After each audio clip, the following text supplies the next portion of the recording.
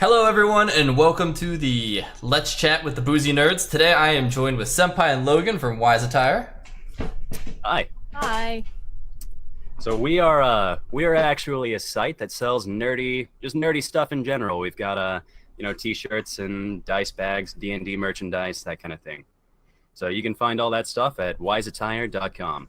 And we will have links below, and if my editors are doing an awesome job, there'll be a little fly-in, so you can just clickety-clack on that.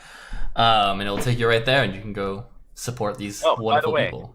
I forgot to mention this at the beginning, but we do have a coupon that you can use at the website that gets you 15% off. Just type in Boozy Nerds at checkout, and that'll get you 15% off any item you buy. Oh, that's awesome! That actually kind of scared me when you said, "Hold on, I forgot to tell you, I was expecting something terrible." Like, oh, and we're cannibals. Just wanted to say that. Like, oh yeah, I forgot to tell you, I'm expecting pay. It's I'm worth quite a bit, about $20 a minute. You're Right. on the clock as of 5 minutes ago. Yeah, you're on the clock okay. as of like an hour and a half ago when I was figuring out the mic stuff. That's Wonderful. Well, we're gonna get to go declare bankruptcy now, and oh,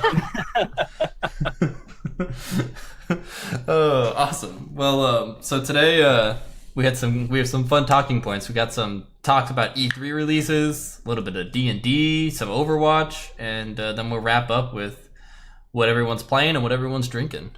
So yeah. All right. So I know you had some stuff you wanted to talk about with D&D. Yeah, there's actually there are a few things that have happened lately that are actually really cool. The first is that they've just released a couple of, what was it? I think 5 subclasses. The subclasses have actually been around for a little while, but they just released a revised version, and there were some classes that some subclasses that they released a while back that were popular enough that they did some official revising, and if the subclasses are popular enough, then eventually they'll get written into the D&D material. But for the time being, they've at least got some stuff up so that for homebrews you can play the classes. They're all really cool too. The first one, let's see, let me pull up the list of them real quick. The first one was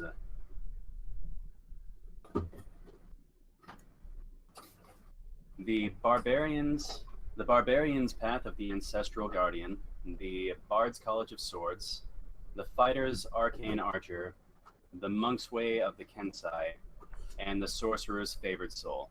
So we'll go through each of those just a little bit. I'm not going to go way in depth about each of them, but I'll send you over the link to the PDF, and if anyone is actually interested in playing the subclasses in one of their own games, then for sure check it out. It's really thorough. Shows you all of the specifics about the class. I like the name Mage's Last Soul, their favorite soul. This is the Mage's favorite soul to play as. Let's see, the They Barbarian. like cats? What's that? Are they like cats? Do they have just like 9 souls hanging around? Apparently. Oh god, the Sorcerer's Favorite Soul. That is kind of a funny name.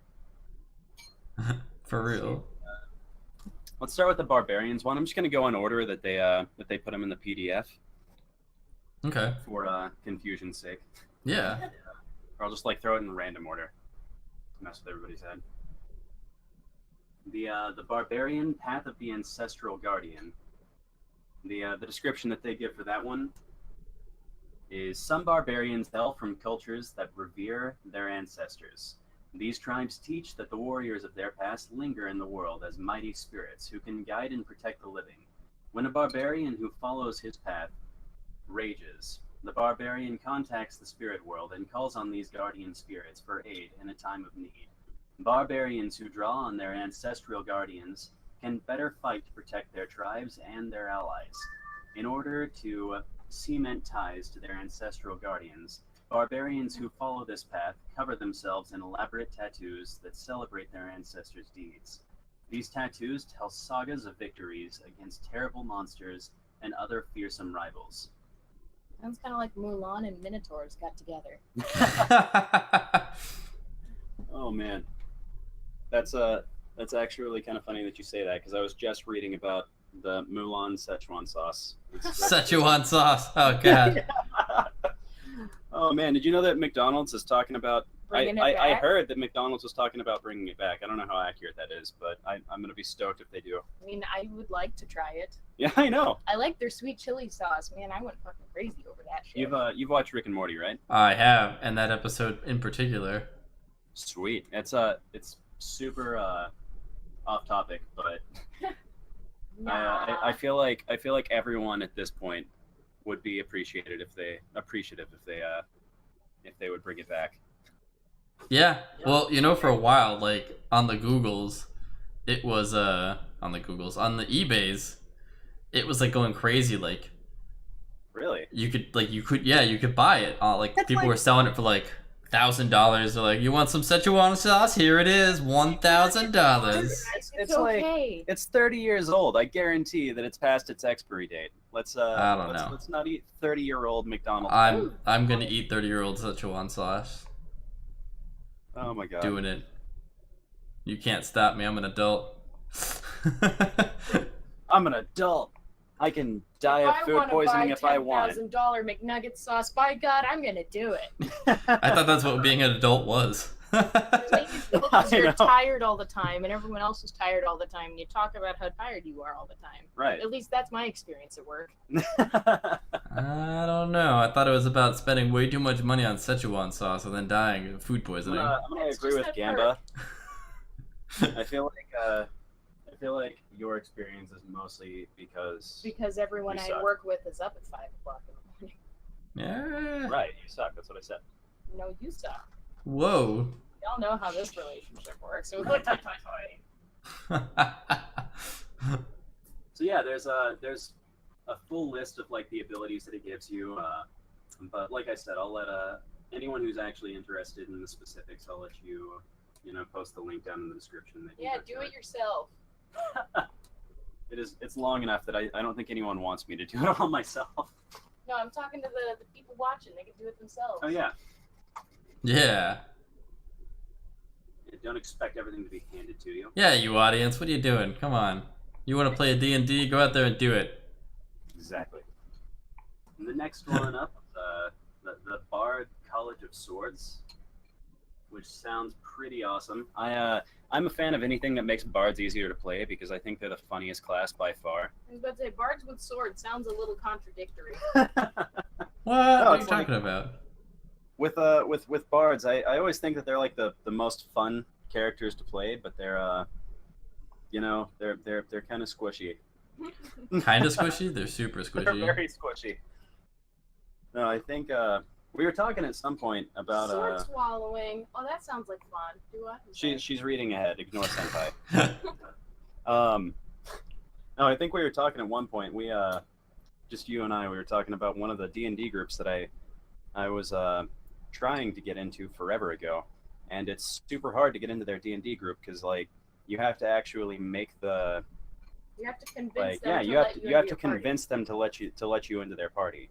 So if you like if they'll let just about anyone in for like a one-off session, but they don't know you. The characters in the party, they don't know who your character is. So if you want to join their group later on in the series, or later on in their session, then you've got to like you've got to get your character to convince them that they want you around. So they were telling me that pretty much the only people who have been able to get into their group are bards because they have super high charisma. Alright, that makes perfect sense, because Yeah. bards aren't going to stab them in the back either. Exactly. Oh Well, god. I mean, it depends on the kind It of does bards make you sense hang around though. with. It's like Yeah, bards are weak and they know it, and they're not going to start a fight that they can't finish. oh my god. Well, if they're all bards, Yeah, but- I mean, it's like the ultimate showdown going on over there. It's like which noodle will win. Or it just turns into everyone yelling at each other and convincing who's the better one. They all put their weapons then like, listen, No, this is- I am +5 in strength, while you are only +3. Oh my god. This reminds me of have you seen the Guardians of the Galaxy? Yeah. First one. So like at the very end when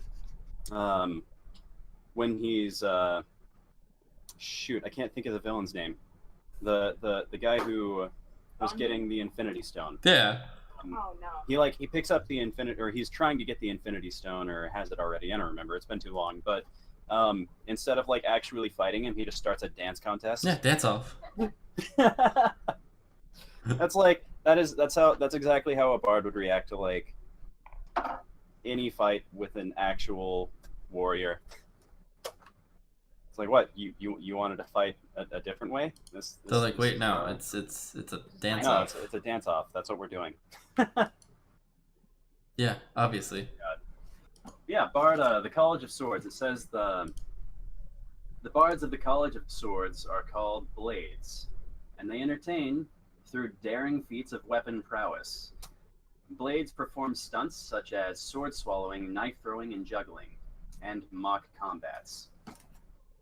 Though they use their weapons to entertain, they are also highly trained and skilled warriors in their own right.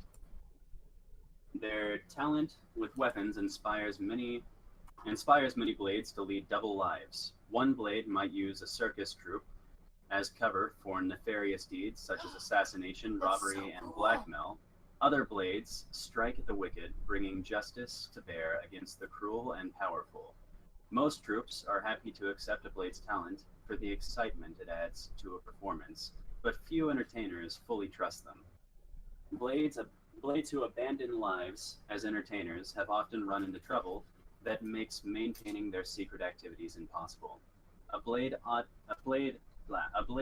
stealing or engaging in vigilante justice is too great a liability for most troops. With their weapon skills and magic, these blades either take up work as enforcers for thieves' guilds or strike out on their own as adventurers. That's cool. So, that makes yeah, me that want one- to play a bard. I think that's, like I said, I support anything that makes bards easier to play, because at this point they're fun, but they're really squishy. So if you want to play a bard and not die, then this is probably a pretty good subclass for you. Nice. I love playing things and not dying. That's like Yeah, half of the favorite things I like to do. Oh god. Let's see, what is after that one? The Arcane Archer. The Fighter Arcane Archer. A fighter and an archer. Yeah, it's a Yeah. Fighter Archer. Fighter archer. It's like helicopter mage. Part helicopter, part mage, obviously. Right. Do you know where magic missile came from? Fighter ranger mage archer. What? Fighter ranger mage. Fighter Ranger Me. Oh my god. We're just gonna do like a mashup homebrew. Like I am a mage berserker bard.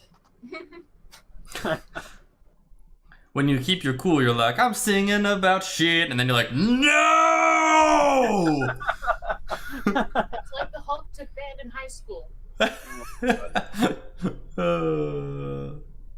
Yep, pretty much. I love it.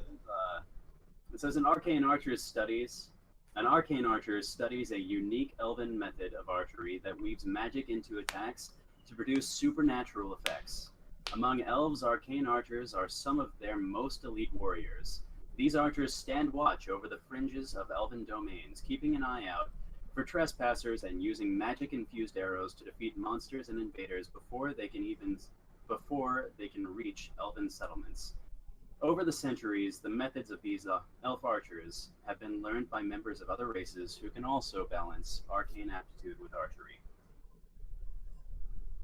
Also sounds pretty cool. It gives a list. It gives a list of all the different magic things you can do with your arrows. It's super cool. Just because this one's fairly short, I'll just read off one of the things it says. When you choose this archetype at 3rd level, you gain the ability to infuse arrows with magic. Whenever you fire a non-magical arrow from a short bow or longbow, you can make it a magic arrow with a +1 bonus to the attack and damage rolls. The magic fades from the arrow immediately after it hits or misses its target. So it's pretty much just like the magic arrows that you can purchase, but you don't have to buy them anymore, which is pretty sweet. Yeah. Also has like curving shots and like allowing you to like shoot around corners and stuff. It's super versatile. It's one of the classes that I was reading through that like it actually seems like it'll if these do get approved and it gets added to the rule book, then it'll probably see some play. Yeah, I can see that. I can see that being liked. I mean, everyone likes arrows, you know? Yeah, that's true. Unless you're taking them to the knee. Yes, and then people don't like them. Exactly. You know what I've always wanted to do? Be an adventurer like me. No. Who wants to be like you? But I thought it'd be cool to do a ranger, but you know, like flavor text, they're a baseball player. What? Yeah, they're just throwing baseballs around. Wouldn't that be cool? And then like their melee attack is just they hit you in the face with a goddamn bat. That's what I wanted to do. I should do that in our D&D group. We should. I was actually listening to a D&D group. I was like reading about a D&D group that did like you could choose any character that you wanted to play in the D&D group as. So like one of the people chose like Optimus Prime, and then one of them chose shit, who was it? It was like Babe Ruth. It was a Saiyan. I think it was Vegeta, which is like the worst thing you could do. They're the most overpowered characters in all fiction. Nothing gets you don't get more overpowered than a Saiyan. They accidentally blow up planets with like just like stray by eating Mexican food. So yeah, one of them was Vegeta, and then one of them was Babe Ruth. And what?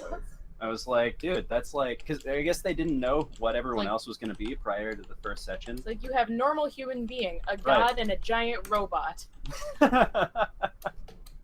Like everybody was these crazy OP characters, and then there's like Babe Ruth, just kind of really out of shape. Tight pants and I have a block of wood with me. Yeah. Who do I have to hit? Jeez. So that's another situation where you don't have to worry about your party member betraying you. Yeah. It's like I'm gonna roll for attack on Optimus. All right, he has an AC of 5,000. What are you what are you rolling? That's what you think. And then Babe Ruth rolls. He's like, I'm gonna hit this baseball at his eye, which is a hole that goes directly into his brain, and then rolls a nat 20, and Optimus just falls over dead. Yeah, Optimus falls over, and like his head just like goes through a stalactite, and just, all right. And then Babe Ruth's like, who else wants some? Everyone's like, no, we're good. King of baseball, right here. I think it's canon now. Babe Ruth is Optimus. Yeah, I think we're just gonna create canon. Babe Ruth is now one of the strongest beings in the universe. He can't run all the bases on his own, but he can kill Optimus Prime. I think Babe Ruth is officially a Decepticon. What a wimpy name. I know. Like, I am the Decepticon, Babe Ruth. I wear black. Oh my god. I'm very slow. I'm very slow. If I was in Warhammer 40k, I would have slow and methodical as a trait. Oh my god. I can't live in space, or I have no I can guns. survive underwater, but not for very long. I can't turn into cars, or... That's what you think. He turns into a baseball bat. Poof, poof, poof, poof, poof. Yeah. What's the noise? Poof, poof, poof, poof, poof. Oh my god. I want to do a D&D session with Transformers now. Oh god. Well, speaking of that kind of stuff, I know the train is far past derailed and we're gone. We've already left. Whatever we're talking about is looking at us like, where are you going? This is still D&D. We're taking a little path. You gotta follow us through that trail, man. You just gotta work with us here.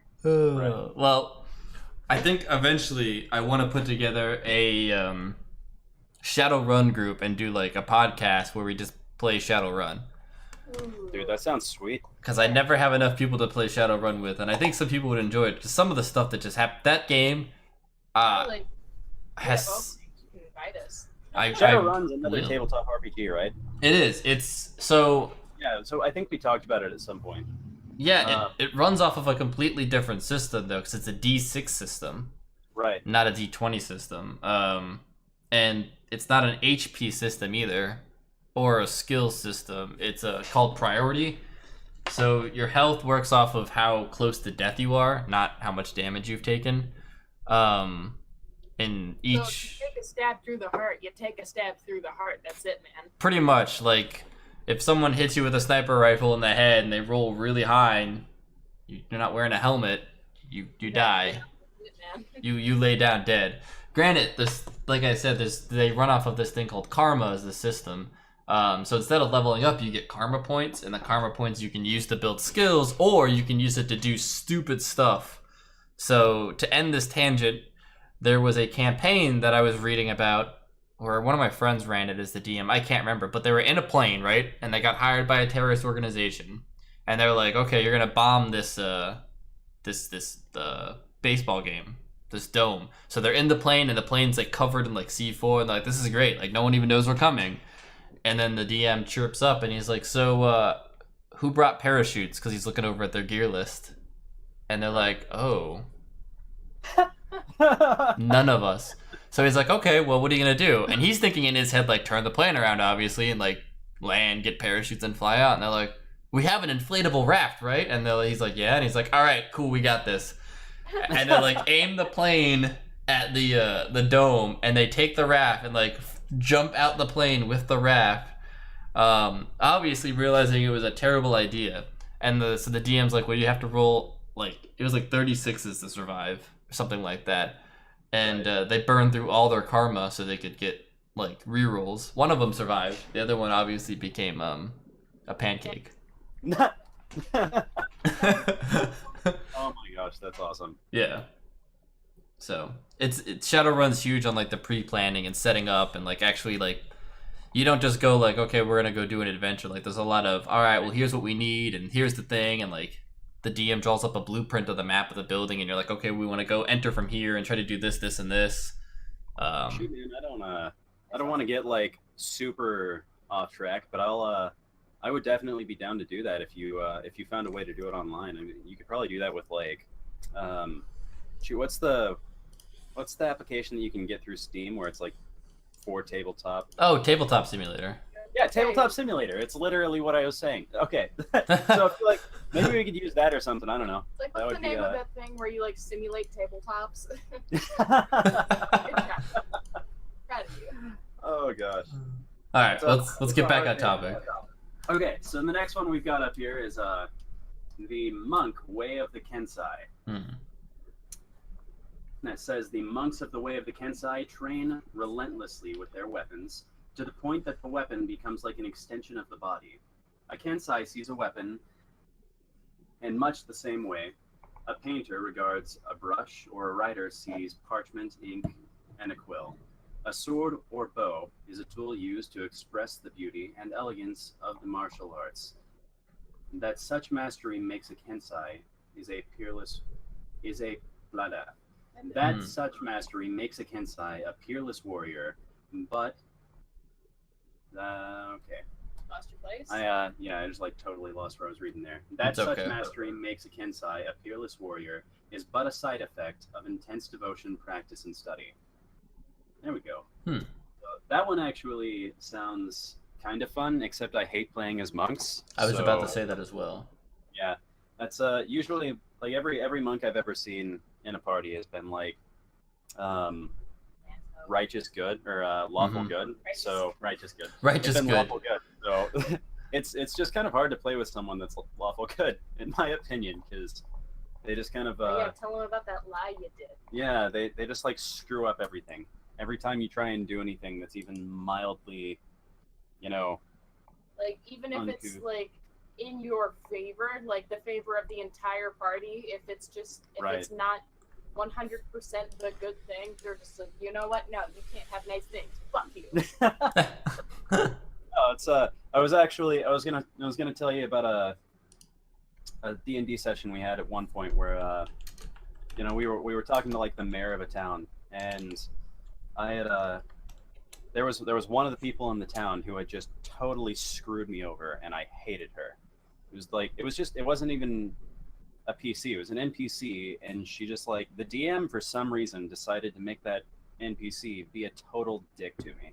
So I was pissed, and when we went and talked to the mayor, I was like, okay, so after we finished talking to him, I was like, all right, so I'm going to stick around, I'm going to talk to him for a second. And I stayed behind and I was like, hey, look, this girl in town. There's this clan. This girl in town that had made me mad. I was like, this girl in town, Wendy, right? Mm-hmm. She's my guild has been searching after this terrorist organization for years now, and we have only managed to identify a few members of this terrorist organization, but like this girl Wendy is absolutely one of those members, and I can tell you that she's been responsible directly for the deaths of thousands of people, and you need to deal with her quickly and decisively, or she is going to be impossible to apprehend. And I made this thing like I went into more depth than that. It was like it was a super well crafted lie. I rolled really, really well on bluff. I think I rolled like an 18 on bluff. And then he already has like a plus 13. Right, and then I already had like a plus 13. So it was like a crazy, ridiculous lie that would have gone over flawlessly. That mare was going to murder. Spoiler Wendy. alert. She was his daughter, so it didn't work. It didn't work, but even though we didn't know it was going to work, prior to even knowing that it was the mayor's daughter, the DM said this it was one cool, guy, but... the one guy in our party who's righteous good pops out and tells the mayor that I'm lying. So like even if it hadn't been her daughter, it still wouldn't have worked because this guy just decided that it was like a good time to just paddle. That sucks. God, every time you do anything with a righteous good character in your party, they just want to lawful good, whatever. I like righteous good better. Like you're like it's worse than lawful. He's freaking righteous. This bitch doesn't care about laws. He's above it. He's even more lawful. Let's just call him pompous good. That's more accurate. Pompous good. So yeah, other than the fact that monks suck, it's a sweet party, or it's a sweet subclass. Whatever. Well, what do you mean monks suck? So coming from like the Pathfinder world, they're pretty buff characters. Right. No, I mean I don't mean they suck to play. I just mean that monks that I've seen, they just the personality. Yeah, the personalities of monks I don't appreciate. Most of my characters are like neutral or worse, so they just don't tend to get along with characters like monks and paladins. See, that's kind of the way it goes. That's one thing I always had a problem too with like the D&D system, and it's why I like the Shadowrun system, because I feel like you're punished so much for like people having their choices. Like, because me personally, I play typically chaotic good, but like let's say I didn't want to play that. Let's say I wanted to play lawful good. Like, there's a lot of people you can't play with. Right. People stick with chaotic neutral or to the evil ends, and I mean, I like the sweet babies. I like neutral good, but I mean, you know, the evil ones are evil. They're not going to be nice to you. Right. That's kind of the way it works out. I think probably 70 or 80, in my experience, like 70 or 80% of the people who play D&D go like neutral or worse. So yeah. That's so funny. Normally, that's not the problem I have. If you're gonna be punching people in the face, you know, killing dragons and looting, you know, bars and stuff, then you kind of have to at least be neutral to it all or inclined to do evil, because I mean, what, you got a party of monks that are gonna go find the spirit stone of like Sensei Sama-san-chan? Oh my god. That's like, that never happens. They're like, all right guys, let's go slay some dragons. So you want some badass characters. Right. Love it. Love it. The next subclass we had was Sorcerer, favorite soul. Sorcerer's favorite soul. Can't forget the favorite soul part. I know. Yeah, that's like they're cats. They have lots of souls, but there's a favorite. Right.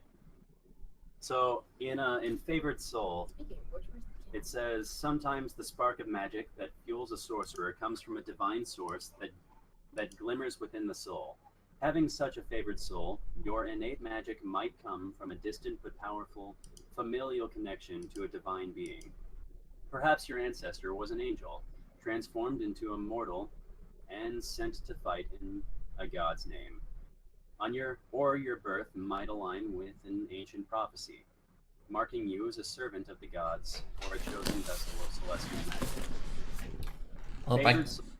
but their natural magnetism and strong personalities are often seen as threats by traditional religious hierarchies.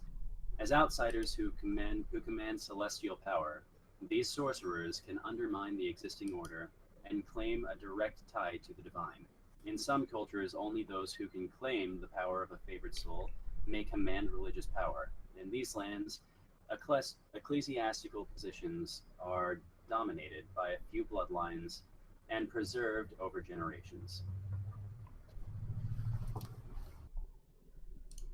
That sounds like something you would either... I'm assuming you're going to hate it? Yeah, probably.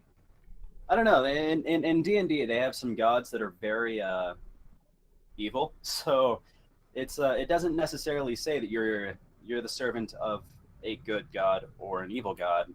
So when you're character crafting, I'm sure that you can kind of decide based on whether your character is lawful good or chaotic evil or whatever, what god you want it to be a servant of. So in this case, I actually think it's really cool because it's it's just gonna add another layer to character crafting for sorcerers. I mean, if you choose the class. Yeah. I thought this one was really cool because like I've had a couple of sorcerers before that were like that worshipped. Most people, they choose a god to worship, and if you're already going to play a sorcerer, I've had a couple that were like, religious zealots of like rulers of the Nine Hells or something like that. So if I wanted to do a character like that again, I would probably do it with this subclass, just because then you're actually like a direct servant of whatever god that you were already wanting to, follow was. I think it's a really cool idea. Sorcerers are also like probably my favorite class, so I'm kind of biased on this one. I have to admit, I like the tanky bags of meat. High AC, high health. Yeah. Nothing of everything else. Sorcerers are the talking. I just have to fight. Sorcerers are also really mushy, but I do really like playing as them. Their damage is just so ridiculously high. I was gonna say, yeah, if you can survive long enough, it eventually becomes rocket tag with sorcerers. It doesn't matter that, like, okay, you can one-hit me, but I can also kill your god. Right. Oh my god, that's awesome. It's what it becomes. Like, I've been in campaigns before where that's, like, at the end of the game, like, the dungeons you're going through, it's like, it's you versus, like, 9 dragons, and it's rocket tag, because you're like, I'm gonna one-shot this dragon, but he can one-shot me. Right. Oh, man, there was a character I had at some point. He had an AC of, like, 30. I don't remember how I fucking got it, but he had an AC of, like, 30. So we were fighting this dragon, and it hits me, but it doesn't make the AC. And he's like, well, you still got hit by a dragon, so you fly into the mountain Super Saiyan style and leave a crater in the earth. You crawl out of that hole, and the dragon pisses itself. Oh man, that's another thing that I always kind of didn't like about D&D. I don't know a better way to do that though, so I can't complain about it too much. It's like the dragon hits you, you fly into the distance. It does no damage. I mean, ACs are just kind of, I don't know. Like I said, I can't think of a better system, so that's not something I'll complain about this time. No, I mean, it's not a bad system. It's still a really, really good system. It's just one of those things, like, after a while, you kind of, I don't know, like, I've played campaigns, and what I eventually do to make it so it doesn't become like that is, like, level caps. Right. That way people just don't get, like, ungodly powerful, but a lot of people don't like that either. A lot of people are like, I want to blow up a whole city with this spell I crafted. Well, I mean, the dragon couldn't hit me, but I couldn't hit the dragon either, right. So it was just a game of, like, fucking, what's that movie? There's a movie where they just, like, the Night at the Museum, where the monkey slaps the guy and he slaps the monkey, and they just kind of keep slapping each other. Oh, yeah. God. That was actually the last class, so we don't have any more to go over, but oh man. Yeah, I know it. But there was actually one other piece of news that I was going to share, but first I was going to say that there was my last character that I played, the Last Sorcerer that I played, I ended up eventually betraying my party, and whenever whenever they knew that I was attacking them, it's super super ominous because if you cast something like a lot of the spells that you can cast as a sorcerer, before you actually cast the spell, it's like 10d6 or something, or like 20d6. So you just like, before you even cast the spell, you're like, all right, let me borrow everyone's d6, and they all just look at you terrified, like, what is he about to do? It's just that's one of my favorite things about Fireball is like, I think Fireball has what, 20 dice, something like that. So you just like, before you even cast it, you just like borrow everyone's dice. Yeah, I mean, because like that everyone's just terrified because all of the enemies were gone. You're like, all right, well, I still have an attack left, so everyone give me your dice. They're like, what are you using it for? Please no. Please no. Why have you forsaken me? Oh god. But yeah, that like, as soon as I did just one attack as a sorcerer, I think it all but killed pretty much everyone in the party. Yeah, one was dead. The rest were like blind and at least like a couple attacks away from being dead. I mean, like it. Yeah, it was. They were burnt alive, but they're crispy bacon.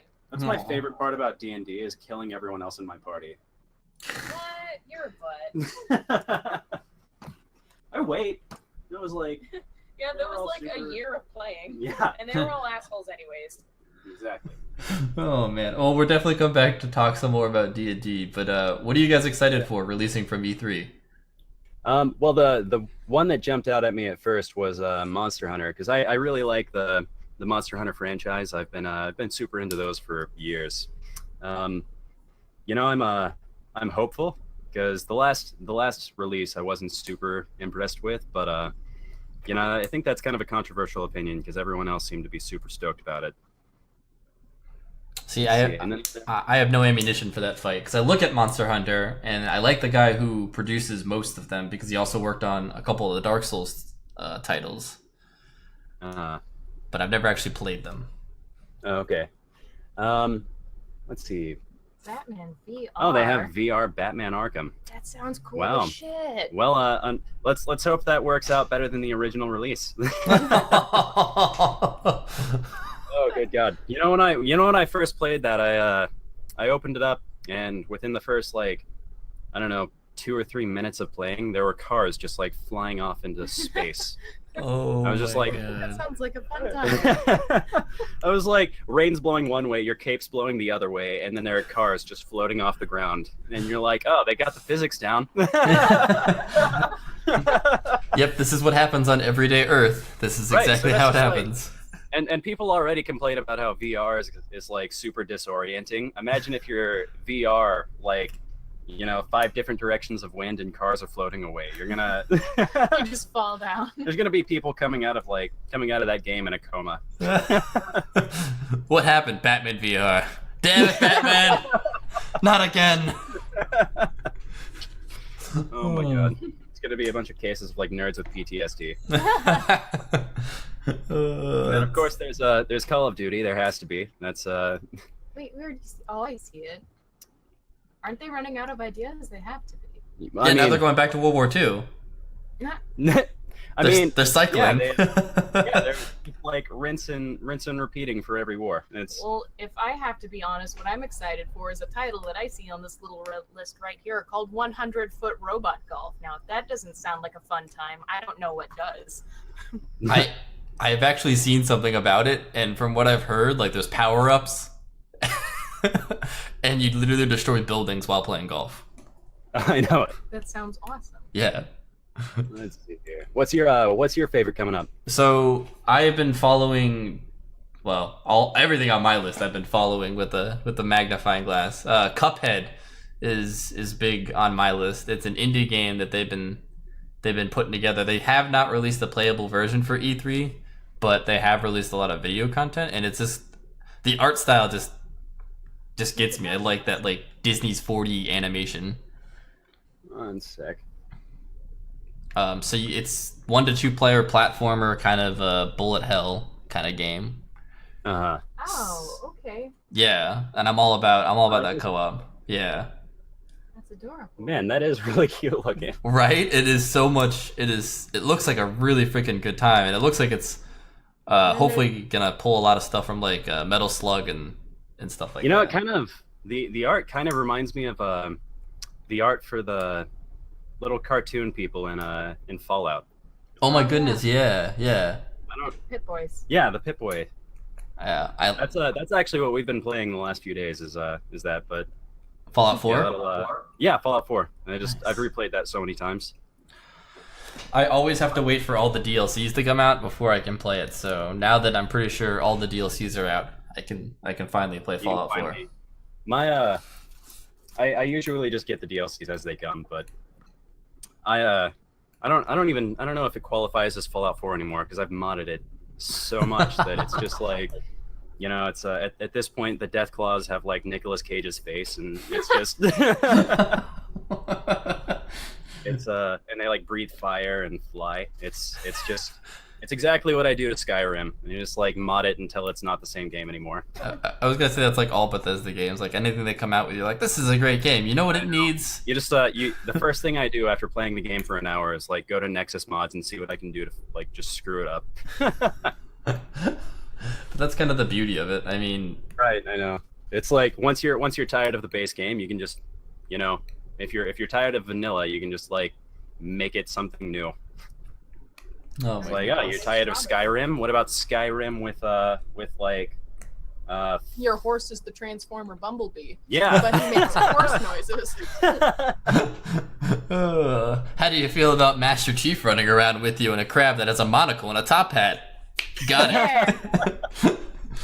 Oh my gosh, that sounds like an awesome follower. Pretty much. That's how my Skyrim goes. You know what? I'm also kind of excited about the Shadow of Colossus remake. Oh yeah, it's gonna be amazing. Yeah, that was one of my favorite my PS2 shit. games. I loved that thing. Yeah, I know it. So I'm super excited about that. We'll see how it works out, but I think all they're doing is remastering it in 3D. But still, that's you know, it's like one of those super nostalgic games that I'm excited to go back and play. What was that game that we were going to play with the big dog monster Trico? Oh, something like that.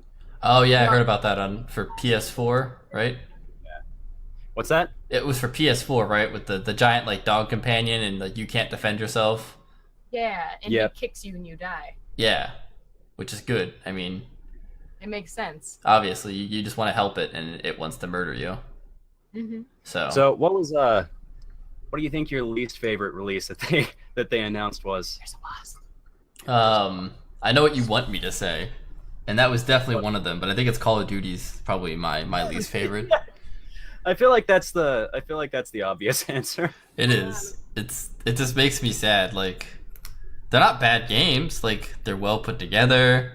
I mean, Right. they don't break when you get them. It's just I feel like it's a little generic now.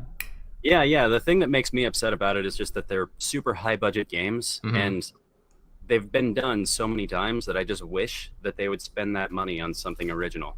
You know- 'Cause it would. I don't know. If they funneled all that money and just made a full-blown zombies game, I'm pretty sure I would like that way better. You know, this Like is Dead Rising. another controversial statement. Don't hate me. I don't think that there's been a good zombie game yet.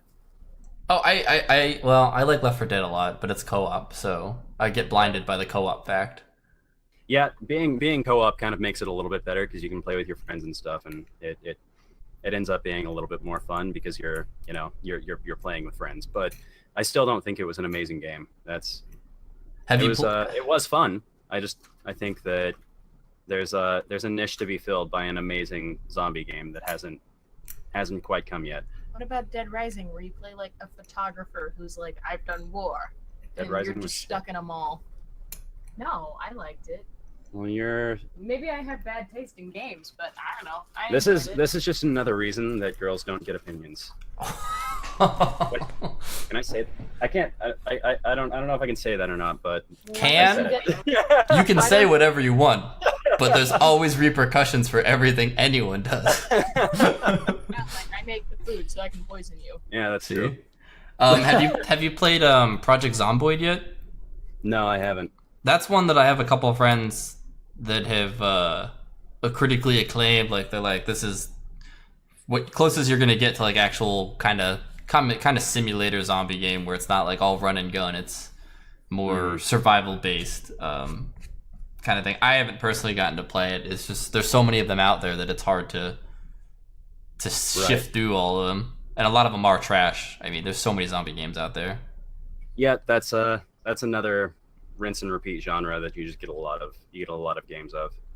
But like I was saying, like if they just made a zombies game though, even though it might be not the best, but the fact that it's co-op, it's just a fun game to sit down and just do. Like that's true. Get beers and just sit down and just blast through hordes of zombies and laugh. Beers. Yes, plural beers. Many much beers. Many more beers, please. Less zombies. Another. Well, actually, I do have a zombie game that I really like, State of Decay, and they're coming out with a sequel. Did you guys ever play State of Decay? I did play State of Decay. It was actually I will agree with you. I thought that was really fun. Yeah. I still don't think it's like State of Decay. Oh, State of Decay. Yeah.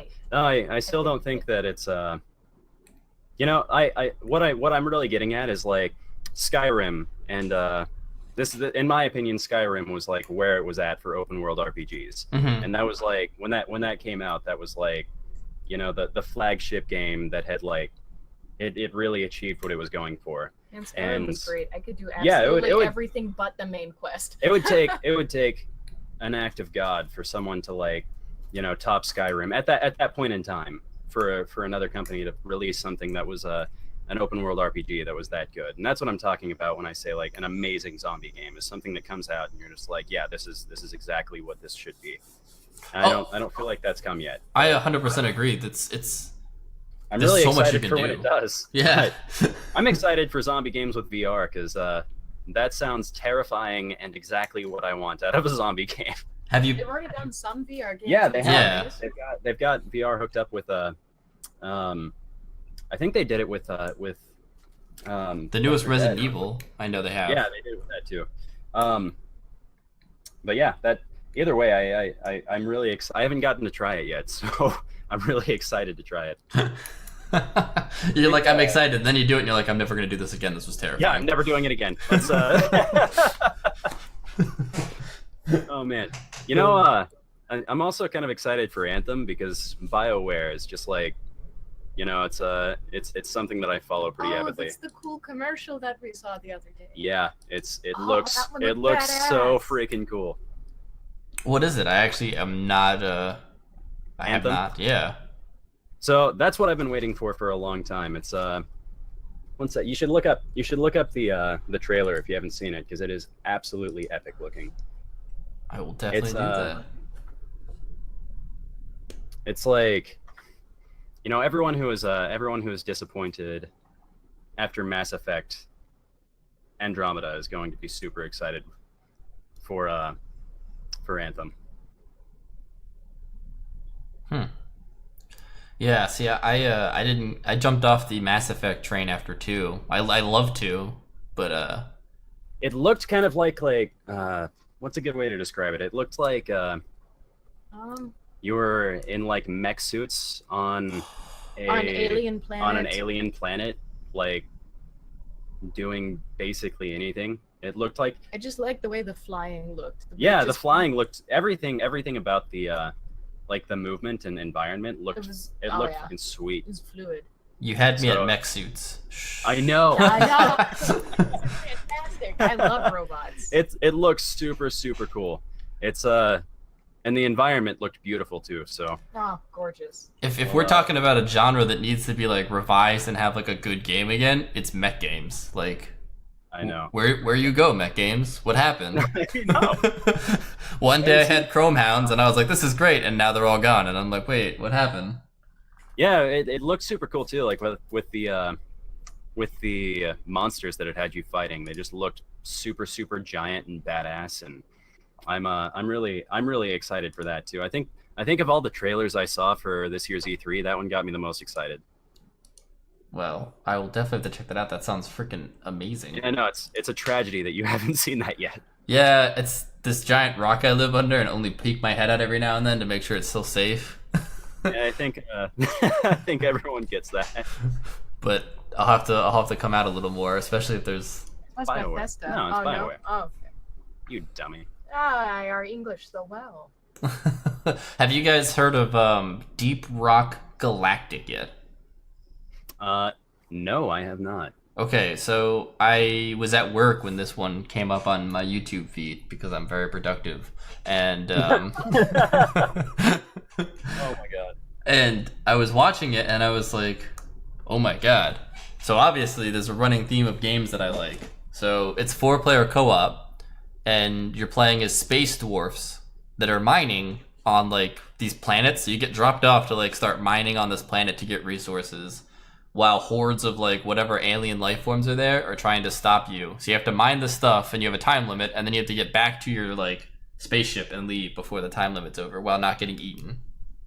What was I can't think of the name of the game now. The game that dropped like I think it was like a year ago, that was just everyone was really, really excited for. A space game? Yeah, the space No Man's game. Sky? No Man's Sky. No Yeah. Man's Sky. Oh. It sounds Yeah. kind of like that, the way you just described it, where you're just like, You're in space, mining stuff on and a it's planet. space. And, yeah.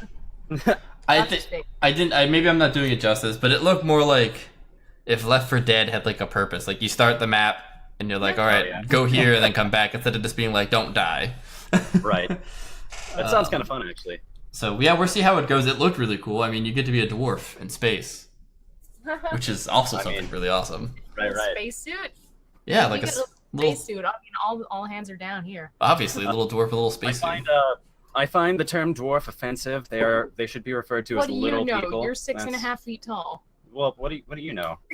Yeah, I thought we were all 90-pound Asian Yeah, females. Yeah, you blew my cover, you piece of shit.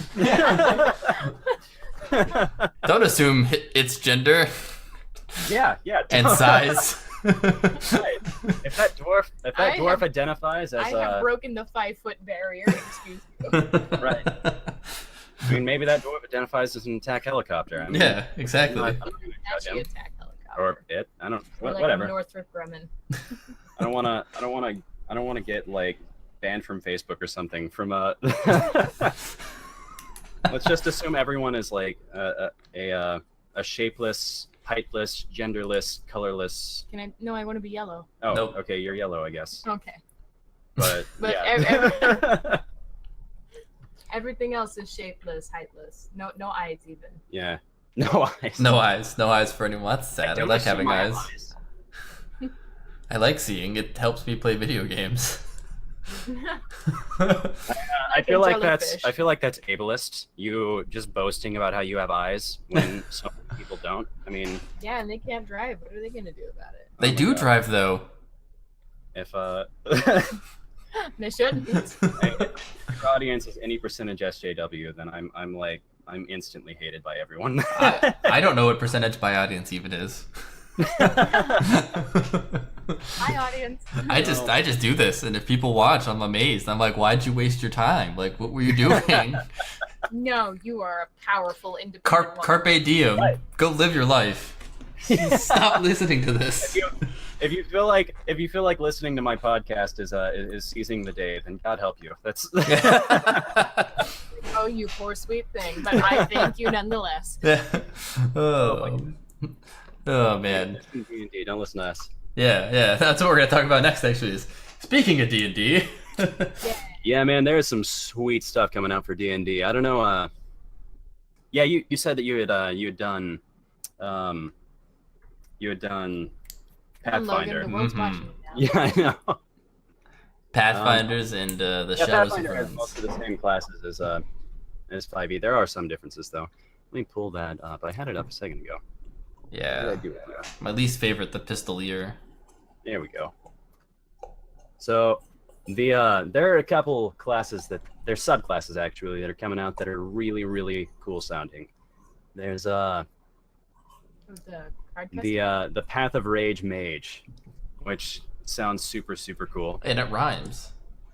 I'm just gonna I know it. Rage Mage. It looks kind of like a witch doctor. The Yeah, little it does. graphic It looks they kind of have like a here. witch doctor. Yeah, it says the description they give for it is few things are more terrifying than being in the path of a rage mage. Those who follow this path unlock something deep within them, a well of arcane power fueled from the depths of their fury.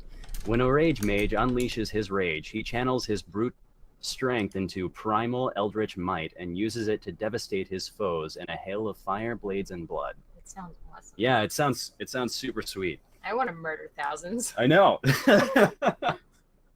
That's one of my favorite things about D&D is like you get to do that thing that you've always wanted to do, like, but you can't because you don't want to like go to prison. So if you want to just like burn down a town and like slaughter all of the, I don't know, what was it that you hated in the last D&D game? It was the race.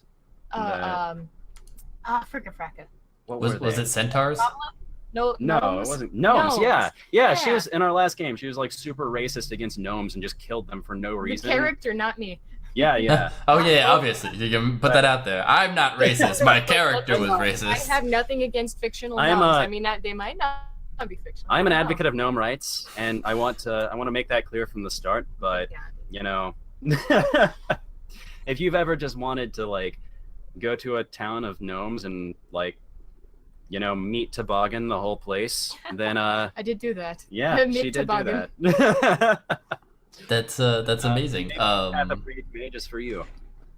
Yeah, I know everyone's got their preconceived D&D / Pathfinder racism, such as a good friend of mine hates centaurs. But they're so adorable. Nope, not to him. People. I know. What's not to love? Half horse, half person, and that just does not sit well with his. Girl wants in life. It's a white knight and a white horse. Yeah, it's like, I mean, come on. Well, I mean, you know, still. Is that considered bestiality? I don't know. I don't know. Didn't ever get that far with it. You mentioned, I don't want to like go straight out of the blue there, but you mentioned that girls like, you know, ponies and white knights. So let's let's just not skip over the fact that it's a horse. Let's not. Yes, yep. And some people are into that too. So I mean, whatever floats your boat. Like when I say they like horses, they mostly just kind of want to sit on them. That still doesn't sound right. Yeah, that's no better. Says you. I can make it all the better. Oh, we know what Senpai likes. Yeah, I know what I'm getting Senpai for Christmas. A horse. That reminds me of have you played Witcher 3? I have a little bit. I've dabbled. So you know the unicorn? Yes. That Yennefer. Yeah. Okay. Yeah. Then unicorn. I'll say no more about that. If any of the audience has watched. She still has the unicorn. She still has the unicorn. Oh my god. That's in the first like 20 minutes of the game, so I feel like if anyone's even seen it, then yeah, you had to have. It's right. It's not no spoilers. Right. Yeah, I'm not gonna go into every spell it gives, but like all of these subclasses, they give you like spell choices that are pretty cool. What was it, like the blue arcane thing? Yeah, that looked really cool. There's another one. We'll go through all of them because I'm just gonna go through like the names of the classes and just talk a little bit about them. But if nobody wants to hear you talk, man. Well, then I think we're in the wrong place. If you don't want to hear me talk, then you should just like clock out now. That's because there's got to be some of that happening, unfortunately. Like I get it though. I wouldn't want to hear me talk either. I'm a piece of shit. Ouch. Logan, don't say that. Let other people say that for you. Yeah, I know. Don't worry. I will definitely tell you. There's no filter on this. I know. I've been offensive enough so far. There's going to be plenty in the comments. Have at it, man. I have a really fragile ego, so have at it. It's going to hurt me deeply. Know that beforehand, you know. But have a field day. I don't care. And then the next one was the Bard College's College of Masks. Is the first one here. So just like yeah, these are just subclasses of a bard. Of bards. Yeah. Oh, that's awesome. Yeah, it kind of expands the class. I always thought that bards were kind of useless. They are, and it's sad. That's literally what they do. They're what about the D&D group we found that they're like, oh, you have to roll a high enough charisma to get in, so 90% of the group is bards because they're the only ones with high enough charisma. I went to a D&D group forever ago where they would only let me into the group. Like they would let anyone come in for a guest thing, but you had to convince your way in. Yeah, you had to convince your way into their party because like they made it realistic in that like they don't know you. They don't know who you are, so you've got to be like charismatic enough to convince them to like trust you and let you be around them. So I failed my check. The only way to really get into their group is like to be a bard, because then you just have super high charisma. Actually, if you're playing Pathfinder, and Pathfinder, I think sorcerers use charisma for spellcasting too. So maybe you could be a sorcerer too. I think it's it's sorcerer, not wizard, because they work off wizard. of charisma and. So you can play a lute. I think or wizard have uses weird- wisdom. Yeah. Wizard uses wisdom. Sorcerer uses charisma, and what's the other one? It's the other caster. I can't think of their name. Cleric. Cleric. I don't remember what they use, honestly. I've never played a cleric. I don't plan on it. Every character I play is evil. You can be an evil cleric. Oh yeah, I guess you could be. I guess if you just like worship a, I always forget, evil because like god. with a lot of the classes in Pathfinder, it's like they give you specifications for what your alignment can be. So you couldn't be like a chaotic evil paladin. It would just, which makes sense. Like you can't be like a warrior of justice who's chaotic evil. It just doesn't make sense. Yeah. I mean, I guess you could, but I mean, burn down the church for justice. Yeah. Oh, trust me. I've had people argue it with me. They're like, "No, I'm going to be a chaotic evil paladin," and I'm like, "That's a warrior." You're a chaotic evil warrior, and they're like, "No, I'm a chaotic evil paladin," and I'm like, "Great!" Until you do something bad and your god takes away your powers, and then what you're are a they? warrior. Like the Westboro Baptist Church? They're just like, "Hey, there's a gnome funeral in town. I'm gonna go picket that because God hates gnomes. We all know that." That's what my god said. You saw it. You all saw it. Right. Oh my god. So yeah, they have like persona masks, angel, archmage, assassin, beast, and then there's like bonus proficiencies for all of the choices. And like I said, it's like there's a bunch to go into, so it would take forever to go over all. There's a wasp in my there's a wasp in my room. It's Excellent. Another guest star. Oh, She just jeez. like batted it towards me. Of course. What? You think I batted towards me? Get out of here. Okay, I don't even remember what I was saying now. That you hate gnomes and Yeah, gnomes. Stupid gnomes. But yeah, there's just a bunch to go into. So if you want to look into it, then I highly encourage it. Don't we have spritz? Let's see. There's also divine domains was another one. So in the Pantheon, every deity has influence over different aspects of mortal life and civilization, called a deity's domain. All the domains over which a deity has influence are called the deity's portfolio. For example, the portfolio of the Greek god Apollo includes the domains of knowledge, life, and light. As a cleric, you choose one aspect of your deity's portfolio to emphasize, and you are granted powers related to that domain. Your choice might correspond to a particular sect dedicated to your deity. Apollo, for example, could be worshipped in one region as Phoebus, Radiant Apollo, emphasizing his influence over the light domain, and in a different place as Apollo Ascesius, the healing Apollo, emphasizing his association with the life domain. Alternatively, your choice of domain could simply be a matter of personal preference, the aspect of the deity that appeals to you the most. So that all sounds super sweet. There's a luck domain. So the god's luck. Let's see. Don't try to read those names. Yeah, I'm not gonna go super into that either. There's all of the names are super hard to pronounce for some reason. Well, then there's mask. That's easy. Musk, Yeah, probably. Mask. I feel like they do that on purpose. They're like, "Here's a bunch of random names for you. Good luck." Like, we're gonna Aladra. take some syllables and glue them together, and those will be Tamora. gods. Yeah. Random god generator. So the luck domain includes I'm gonna go for this. Farlangen and Aladra, Mask, Tamora, and Agma, as well as others. They revel in the randomness, risk-taking, and chance. Let's just name one of them Dr. Edgar. Often they pay close attention to their devotees and intervene only slightly turning the tide when a bot of ill fate has overtaken them. That reminds me of did you ever play any dungeon crawls? No. Dungeon Crawl Stone Soup is an example. They used to be ASCII, like just the text interface where, you know, there was no graphical interface. Yeah. There's a minotaur to your left. What do? Yeah, what do? There is actually a text or a graphical interface now, but a lot of like the original players get super mad that people use it. I don't feel like it's a big deal, but yeah, there was a god in that was the god of randomness, and he just liked it when you did random shit. You never knew when he was gonna help you or if he was just gonna like decide to send like 5 hostile ogres. But you know, it's like that's always the one that I like doing, just because it was like, it's like, you please the god, I send a swarm of bees. Yeah, it's like you threw a shoe at your enemy, your god is pleased. That reminds me of Nuffle. So if you play any Blood Bowl, Nuffle is the god of chance and dice rolls.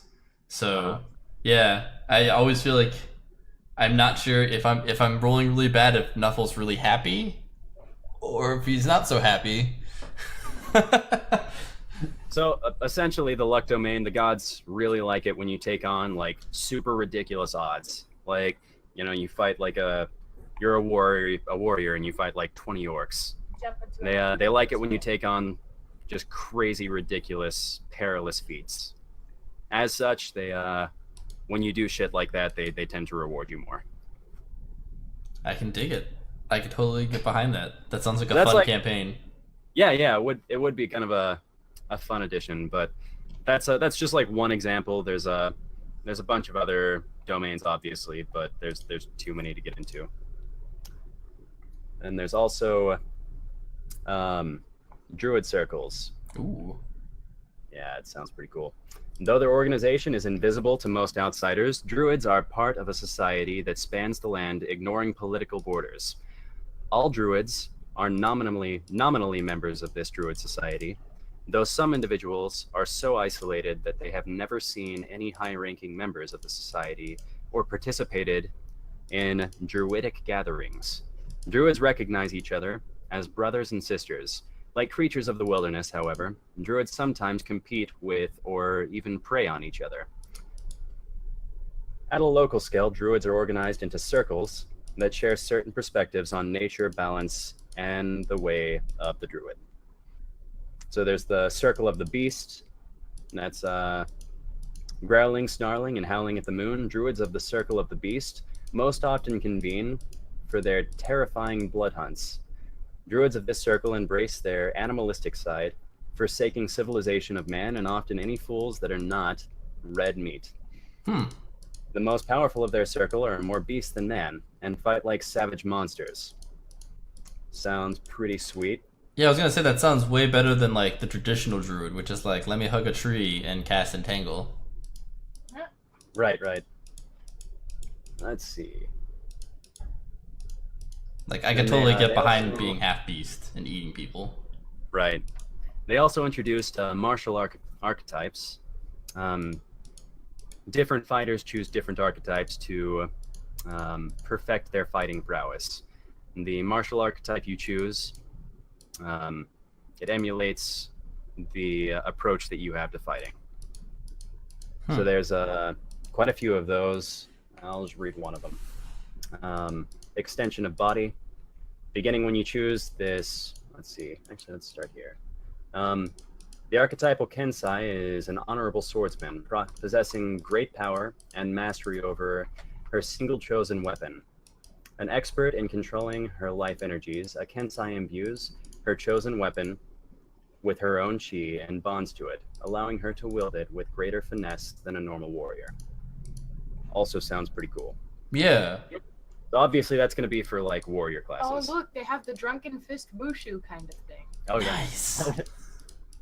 Monastic traditions. I'm just going to go to the one that I thought was the most cool. They added Inquisitors, which is like a new paladin. Yeah. So that's that's your chaotic evil paladin there. There you go. It's chaotic evil paladin. This was bar none my favorite that they introduced. So becoming a paladin involves taking vows that commit the paladin to the cause of righteousness and active path of fighting wickedness. The final oath taken when he or she reaches the 3rd level is the culmination of all the paladin's training. Some characters with this class don't consider themselves true paladins until they have reached the 3rd level and made this oath. For others, the actual swearing of the oath is a formality, an official stamp on what he always has seen to be true in the paladin's heart. Inquisitor. They're paladins who take an oath of inquisition and make a solid promise to uphold the law and to defend the church from its enemies. As inquisitors, they root out heretics and those who blaspheme against their god, wherever they might hide, and do so by any means necessary. Unlike other paladins, they are above many of the tenets of their church, answering to their god first, themselves seconds, and all others, including other clerics and paladins, third. Inquisitors often keep their ear to the ground, searching for new threats and chasing down old enemies. The tenets of the Inquisition are to root out heresy, justice over mercy, trickery and guile, and the ends justify the means. So trickery and guile would be like, in order to learn the truth, they often think it's necessary to use deception, which is super, opposite to what paladins usually are like. Most paladins are like, they never want to lie about anything. This one looks, the way it looks, honestly, it looks a lot like the witch hunters from the Witcher series. They look pretty sweet. See, that sounds awesome, because one of the terrible things about having a paladin in your group is the fact that they don't even want you to lie. Right. If you lie, they'll like correct you and be like, he's lying, it's this. That was excuse me, sir, that's not the truth. In the last D&D group I had, that was one of the most infuriating moments, is where I crafted this super intricate lie for the mayor of a town, and oh man, you should have seen it. I executed this thing perfectly. This is like the understatement of the century. Everyone, their jaws on the floor. It was beautiful. It was sweet. I crafted that lie perfectly and executed it flawlessly. Rolled high for like bluff. It was all like fantastic. 6 times in a row. Like, you know when they say you don't get 3 nat 20s in a row. That's not how it works. That's what happened. It was amazing.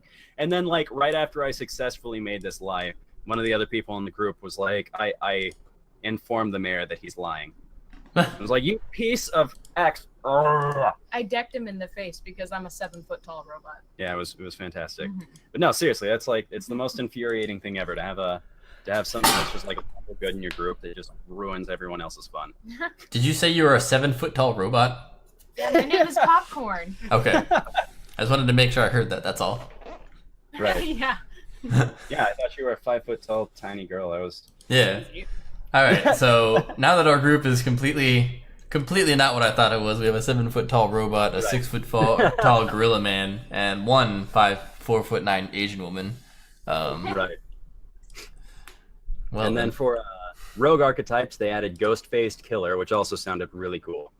The ghost-faced, depending on who you ask, are either an order of assassins or specters of death itself. The members of this guild preserve ancient techniques passed down through generations by which a man becomes a spirit, and how that spirit can kill. Inducted members are given a porcelain demon mask of ghostly white to hide their identities, and their first mission to slay a man in broad daylight and escape invisibly into the air.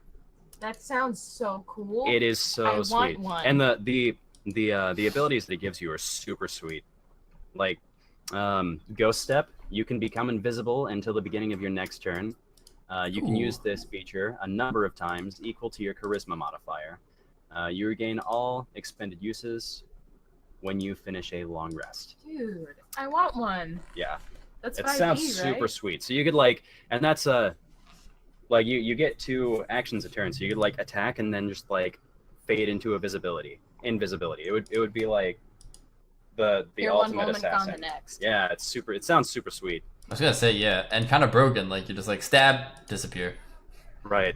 And then of course you gain the effects of see invisibility all time with Ghost Sight, and then True Ghost Step at the beginning of your 13th level. As a bonus action, you can step into the border ethereal until the beginning of your next turn. During this time, you can move in any direction. If you move up or down, every foot movement costs an extra foot. You can see and hear the plane you originated from, but everything there looks gray, and you can't see anything more than 60 feet away. While on the ethereal plane, you can only affect and be affected by other creatures on that plane. So it's like, Oh, cool. yeah, that sounds super cool too. Basically a dimension step. Yeah, it's like, it is kind of like a dimension step. That sounds. Actually, I think steps are teleports basically, but yeah. Anyway, yeah, it sounds super cool. I'm really excited for that. I think the two I'm most excited about are the Inquisitor and the Ghostface Killer. But the Blue Mage is also really cool. Are they doing a Blue Mage like Final Fantasy Blue Mage? The Blue Mage is like, anytime you're hit with a spell, you know that spell. Okay, yeah. So Final Fantasy Blue Mage. There's a short description for it. Why don't you go ahead and read that? I don't have radio voice. Yeah, you do. You're a 7-foot tall robot. Yeah. In the beginning. No, you do it. Okay, fine. Okay. So those who contain the spark of the Blue Mage may live their entire lives without realizing it until they are struck by the force of a spell and feel the spell imprinting upon them. They live as mundane, ordinary lives as others. From that moment on, the Blue Mage absorbs the energy of any spell cast upon them, learning the spell and fueling their power. So you're just a little farm boy, somebody hits you with death, and suddenly you're Harry Potter. Yeah. You're a wizard lizard, Harry. So the only way, as a blue mage, the only way you can learn new spells is to have them cast on you. So unlike other sorcerers, you do not learn new spells as you grow in level. When a spell or spell-like ability or cantrip is cast on you, you experience any effect of the spell, then you learn that spell as a reaction. You do not learn a spell if you're required to make a saving throw, and you succeed. Oh. So you literally have to eat the damage and like soak it and be like, all right. Which is kind of hard as a mage because you're already gonna have Squishy. like super low Oh, HP, man. like I no remember AC. playing a Magic player, and I was like, I can't go into battle. Like, I know, literally I'm too one squishy. hit and I'm dead. That one hit that you guys are like, oh yeah, I'm fine, I would be dead. Like 20 points below, not happening. I'm staying back here. I'm gonna hide behind this rock. Right. They also had otherworldly patrons. So those are otherworldly patrons are like Basically God. yeah, they're basically like they're kind of like gods. OP They're is very good. godlike. They're what warlocks use when they do magic, basically. The beings that serve as patrons for warlocks are mighty inhabitants of other planes of existence. Not gods, but almost godlike in their power. Various patrons give their warlocks access to different powers and invocations, and expect significant favors in return. Some patrons collect warlocks, doling out mystic knowledge relatively freely, or boasting of their ability to bind mortals to their will. Other patrons bestow their power only grudgingly, and might make a pact with only one warlock. Warlocks who serve the same person might view each other as allies, siblings, or rivals. So there's the skin. You've made a pact with a fiend from the depths of hell, whose skin you have bonded to your own, affording you a hideous appearance and wicked arcane power. To do this, you performed and survived the blasphemous ritual of bonding, a foul rite that agonizingly kills most that undertake it. You now wear the essence of a fiend as a second skin, bonded inseparably in body and soul to a beast of hell, which sounds absolutely like a good time. badass. Yeah, that sounds like a good time. That sounds like my Friday night. Fridays. That's like my average Wednesday. Ooh, yeah, that's good. Arcane traditions. So yeah, that's those were the ones that I was most excited about. Obviously that's one of those things where it requires that you have like a D&D group, which seriously, it's like kind of, it's in my experience, they're kind of hard to find, but if you do have a D&D group and you happen to be playing, 5th edition, then there's some sweet new subclasses that you can go for. Yeah, that sounds really cool. A couple of them sound quasi-familiar. Like we've had them in. I think we have an Inquisitor class in Pathfinder now in the expanded books. Oh yeah, I'm sure. There's Pathfinder has a ton of class choices. If you're looking at the expanded books. Yeah. The base book, it's pretty simple stuff, but I definitely have a bunch of the expanded books, and right. It makes things way more interesting. Except for the Pistolier, I really hate him. Right. I'm excited that they're releasing content for it, because, already 5e was like super popular. There are a lot of people saying that it's like the best edition that's been released. That's another one of those controversial opinions, but I liked it. It was the first one I started out with. Yeah. I mean, I've got to say I kind of like Pathfinder more, but I mean, I don't know, 5th edition. Yeah, I mean, honestly, Of course, I mean, they're all fun. I'm known to have weird opinions. I'm over here like 100-foot robot golf sounds like a way to spend the evening. Yeah. I don't know. I think we are all very like-minded on 100-foot robot golf. I mean, how could anyone not enjoy it? There's I actually was going to bring up during the E3 section that there was I just remembered that I forgot to bring up the Metroid games that are coming out. Did you ever play any Samus games? Yes. Okay, so you probably heard they're releasing 2 more Metroid games this year. There's Metroid Prime 4 and Metroid Samus Returns. And Metroid Prime 4 is something that a lot of people have been waiting for ages. Because I don't know, Metroid Prime, they've all been fantastic games. They're some of my favorites. I'll tell you what people have been waiting ages for. Incredibles 2. Really? After 12 years. Yeah. Well, Incredibles 2. Oh yeah. Yeah. Incredibles 2. Yeah, that was a long time coming. Whenever they first came out with the movie, they're like, new.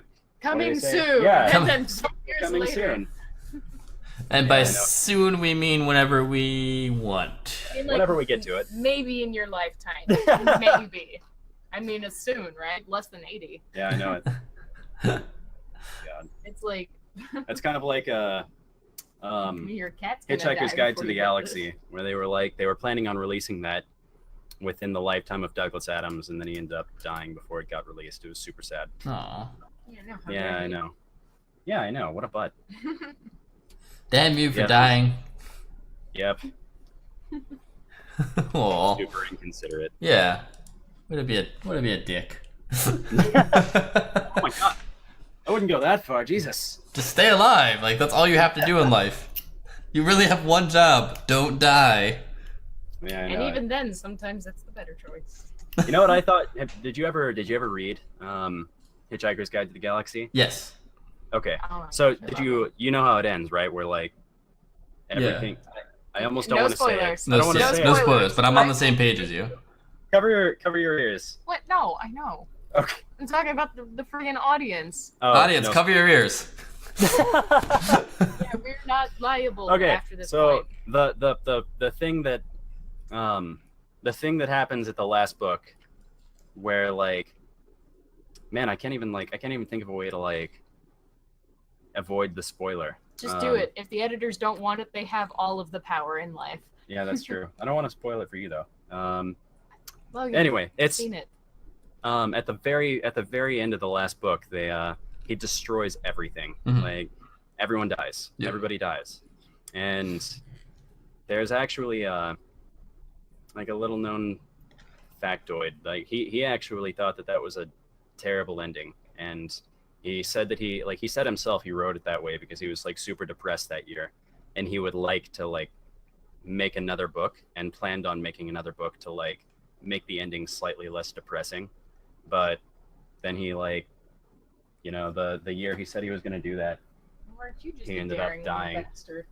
so it was just kind of shitty. I was always hoping for a better book. There are a few people who have like, made books in the series, but they're not Douglas Adams, so it's just not the same. No, I've heard that actually. I've heard that he didn't actually like his original ending for it, and that he was really upset that he did that. I've actually heard that factoid before. Which is sad, because I thought it was, you know, not like a fitting ending, but like, I mean, kind of, in a way. Right. I thought it was cool how he just like stuck with it, because, you know, there are too many times where a character dies and then they just get brought back. Back to life, yeah. Yeah, we were just talking about that the other day. Optimus Prime is one of those characters that just dies like constantly and then, you know, never really dies. Yeah, Superman. Oh, Superman's another. That's another great example. That kills I don't Superman think it's ever happened. time. Has it happened to Batman before? It's kind of funny. I think He's Batman disappeared, I think, but I don't think he's ever. Well, actually, The Dark Knight Returns. Oh yeah. They fake his death, so I don't know if that counts. I think. Yeah, in the Red Hood series, I think Batman actually kills Superman. He's done that several times. Yeah, they It's love like- they it's love gotta killing become off a- Superman. What's that? I said they use Superman almost like they use Worf from Star Trek. They're like, if it can beat up Superman, that's how you know he's sure is really strong. Oh yeah. I just pissed off the Wasp. Yeah, we're battling Wasp. Dear God. Wasp Yeah, singular, I know. not plural. Not plural. It's just like flying all over the room. Oh yeah, they're super angry. I hate Wasp. Let's. Yeah. Yeah. Yay! Yeah, you're a badass. Look at you go. Yeah, I am. All right, so here's your guys' favorite just subject to jump to. Let's talk about some Overwatch. I know you guys are super into it, and you 100% stay up to date on this. Oh I have absolutely no idea except that Tracer has a nice butt. yeah. Excellent. That's what we're starting off with. So let's talk about Overwatch's butts. Yeah, that Um, sounds like a great place to start. If we talk about Overwatch, then I feel like that has to And be. then butts. Yeah, that's got to be brought up at some point because I mean, dear God, that's Oh man. Well, the fun fact actually, Team Fortress with butts. Then hot ladies with accents and butts. that's why they made Zarya, because a lot of females were like, listen, there's too many nice looking women. Yeah, I know it. That's How is that a problem? we were just Nice looking women are nice. We were just talking about that. It was like such a freaking big deal whenever Overwatch came out, and Tracer was like putting her butt towards the camera, and everybody lost their literal. They just like lost their shit over that. Women should have confidence, but not too much. Yeah. No, Well, it Here's what I will say. I will agree, because it looked like a lot of the female models were really similar. Like there was very little like deviance. Like if you looked at all the dudes, there was like dudes of all different proportions, and like it kind of made them look cooler in a way. there definitely were no like unathletic dudes because that just makes fucking sense. I mean, Unless you're playing Street Fighter and you play as the one American who's like this giant fat guy. Because that's what we are in Street Fighter, is a giant fat guy. that's true. With shotguns and beer. Yeah, shotguns and beer. For the most part, though, that is the case. It's like you're if you're in an action game and you're a girl, you're hot, and if you're in an action game and you're a boy, then you're Also hot and you're athletic. super ripped. Yep. You can be like a soft, smushy girl, but if you're a boy, you have to be like muscles, six packs, and like buns of steel. Yep, pretty much. Pretty much. Well, I don't know if you guys have been kept in the loop, but there's 3 big things happening relatively soon in the Overwatch world. We have Roadhog is getting, we're gonna air quote this, a rebalancing. I'm using giant air fingers. Air quotes. Rebalancing. Nerfed. Rebalancing. Right. And then McCree and Reaper are both getting buffed. So, or rebalanced. Right. McCree is a straight buff, so they're actually going to speed up his time, so it will be shorter when he does his it's high noon. You know, I've always I don't like I said earlier, I don't follow Overwatch super avidly, but I do have a pretty strong opinion about buffs versus nerfs. Mm-hmm. I think that in general, sometimes nerfs are necessary, but I think in general it's better to buff than it is to nerf. Like if you have one character that's, you know, super OP. in a specific way, I think it's better to take another character and buff them in a way that makes it, you know, possible to counterplay that character's, like the way that character is OP. I like that actually. Like That's a one tech battle. yeah. Right. It's the way that like if you play Hearthstone much, it's the way that they do things a lot of the time. Rather than always nerfing a card, sometimes they'll just make another card that they'll buff another card that makes it so the other card isn't so overpowered. I think it's a better way to do things than just nerfing a card, because it seems like 99% of the time when something gets nerfed, it just becomes less usable, which is obviously not the goal. Yeah, You don't want to just make it useless. I 100% agree. Sometimes though you have to, like in the case of Roadhog, the nerf that he's getting, it is a catch-22 for me, because so what they're doing is they're decreasing his damage done by, I think it's 33%, and then they're increasing his magazine size by 1, and then they're increasing his rate of fire a little bit. 33%, you said? I think so. That's a big nerf. Yeah, well, the problem is he pretty much, besides tanks, I mean, he can hook them and then one-shot kill them. Right. So that's a huge complaint. Super annoying. Yeah, his hook has always been a thing of complaint, because it's a beautiful weapon, because you can use it to pull enemies at a positioning, you can pull them off the map, Right. you use it to close gaps, but... Yeah, super dynamic. You can use it for killing people in lots of different ways. Yeah, but it becomes an I win button when you can pretty much hook in one shot. Right. No, that makes sense. But that's also kind of his thing, so I'm a little interested to see how it plays out. Yeah, that's the thing, is I don't know enough about the game to give a prediction on how much people are going to like that, but I know a lot of people are going to love especially support classes are going to love not getting one-shotted. Yeah, that definitely is true, but we'll see overall how it plays out.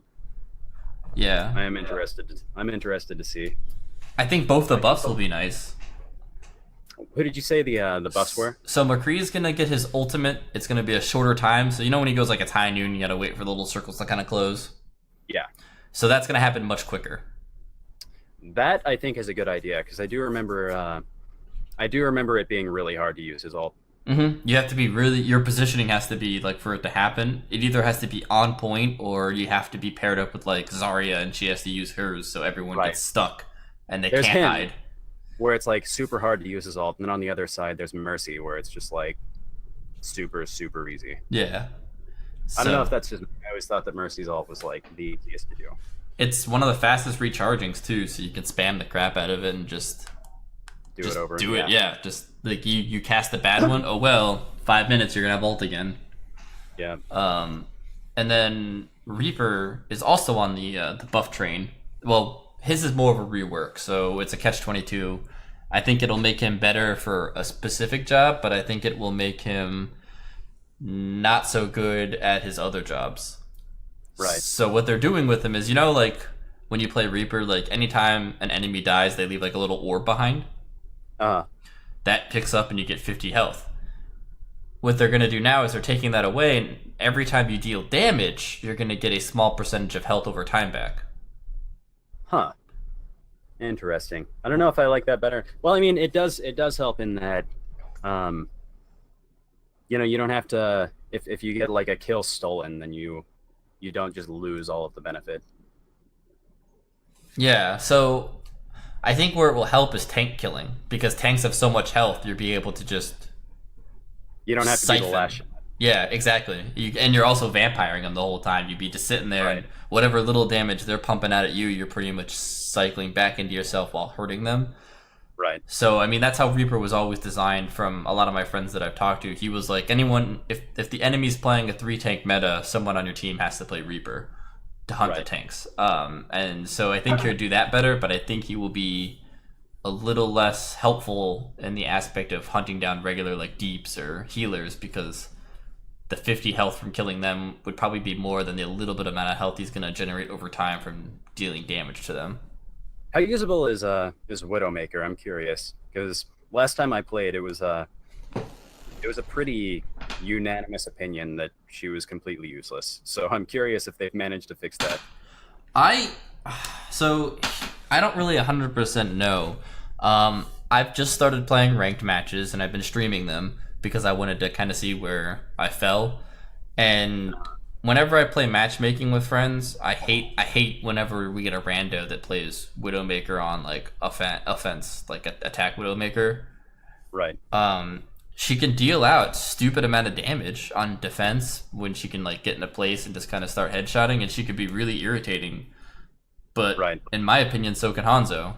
And Hanzo can show you where everyone is on the map and has a bunch of other little support knickknacks that are kind of helpful. Right. I think the most annoying character, in my opinion, was probably Tracer, just because it's like she doesn't even intend to like, you know, her main purpose isn't even like to kill people. It's just to like go all over the place and do tons of like small amounts of damage to everyone. It just gets super, super annoying. Well, I can link this, and maybe I'll put it in the link in this video. There's a really good, like, if you're really into like the Overwatch meta, someone put together, a bunch of pro gamers put together like a tier list of like, this is exactly what most useful to least useful hero ranking is, and Tracer, Anna, and Reinhardt are like right up there, like 1, 2, 3 of like any map you play, any mission you play, defense, offense, doesn't matter. They're just super useful. Like this. Yeah, I can see that. Yeah. Just 'cause, like she's just dealing small amounts of damage all over the place. And it's so hard to if they're actually like a good Tracer player, then it's so hard to kill them. They just move really, really fast. Yep, and they don't overextend themselves with the teleporter. Yeah. It's the same thing with, have you played Sombra at all? No, I have not. Sombra's kind of got like that same thing, except it's not as exciting. Like, she doesn't have the teleport out. She can drop something from behind or throw it somewhere else, and it will teleport. Wow. She can teleport to it.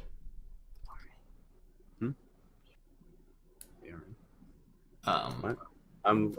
Bra? Yeah. Oh, okay. Yeah. Sorry, one sec. No, take your time. But yeah, so Sombra's got something like that, and that's super annoying when you have a really good Sombra and they can just evade, and you're like, no, I just want you to die. When was that released? What do you know when Sombra was? I think she is not. She's the second to newest character. Okay. Because I know Orisa is the most newest. I was freaking out about her. Yeah, that would be why I haven't played as her, because I just haven't played in quite a while. A little bit behind. Yeah, no, it's totally cool. I recently have gotten back into it because like everyone at work's been playing it, and I've pulled them into it as well, and we've just been going ham. I feel like that's like the main reason that almost everyone plays the game, is just because you know, you kind of have to have friends playing it too. Yeah, no, it's one of those games for sure. But that's kind of why I stopped playing it, is because I just don't have a ton of friends that play it anymore. Well, you can always play with the Boozy nerds. Yeah, actually, I still have it, obviously. So I will definitely add you guys. Yeah, dude, we're always looking for more people to just play with. That's one of the big things we've been streaming as a group, is just because it's kind of fun, and you know, yeah. I'd be willing to get good. Yeah, get good. That's what we were trying to do last night. It was me and my roommate. Willing to get good, but she wouldn't probably be able to. The body's willing. Yeah. She's willing, but let's not speak of her skills. Let's face it, I'm clumsy. Ouch. Harsh words. I know. Poor thing. Oh, like we said, I can bake cupcakes. So I mean, that's my she makes cupcakes. Hey, that's all you need to do is bring cupcakes to the party, and I'm happy. Yeah, she's a baker, so I have to. You have to try the weird things I bring home from work. I'm like, hey, I put tomatoes in bread. Put this in your face. Freaking awesome. Well, I guess before we come to our conclusion, what have you guys been playing, and what has been accompanying that game with what alcohol you've been drinking? So for the last couple of weeks, we actually have been playing Fallout. Of games. Yeah, quite a few. I've been playing Fallout 4 a lot, but that's that's common. I've been playing Fallout 4 since it came out, so that's an ever-present answer. I'm gonna be playing that forever. I started 2 games, and let me tell you about both of them. Woo, baby! Witcher 3 is fun as fuck. And then I got Transformers: Fall of Cybertron for my birthday, and that, let me tell you, that's a confusing, fun time. I don't know what's happening half the time, but boy. Yeah, that's actually, I was surprised because Transformers doesn't have like a huge audience. Yeah, no, I thought it was gonna be silly, but I mean, I don't know what's happening. I'm like, all right, big guy, you're gonna punch that thing for me, and this is going to save the world. So yeah, it's way better than I thought it would be for sure. It seems higher budget than it probably is, but I really like it actually. Nice. And I've also I also just downloaded the newest DLC for Witcher, Blood and Wine. Yeah. And I've been playing through that. It's super cool. So like you said you played Witcher 3 a little bit. So yeah. You remember the base game is super dark, very yeah, and they did that on purpose. It's like they made it dark and gory, and the whole world is just 16-year-old emo kid's bedroom. Yeah, the whole world's very dark.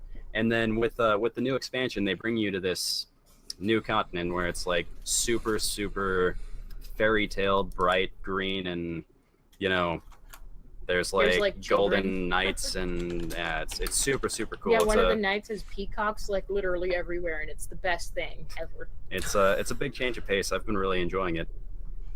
Nice. And then also the I thought that the characters in the last DLC were kind of I don't know. In the last DLC they had what was his name? I don't remember what his name was. Gunter O'Dim? Gunter O'Dim, yeah. They had him. I thought he was kind Mr. of a Genie, that bland character. I didn't like him a ton, but in this one, all of the characters are super deep and well fleshed out, and I'm enjoying it a lot so far. You didn't like that cheeky bastard Gunter O'Dim? No, I didn't. I thought he was kind of annoying too. What we've been drinking, so Senpai just turned 21. She just turned 21. Yeah. Aww. I'd have been old enough to drink in Germany, but you guys are stupid here. Yeah, that's she's from Germany, so she gets to drink there, but not here. The U.S. Nope. is Apparently, something changes when you're 21 that allows you to drink. But yes. yeah, we got this thing called Mike's Hard Lemonade.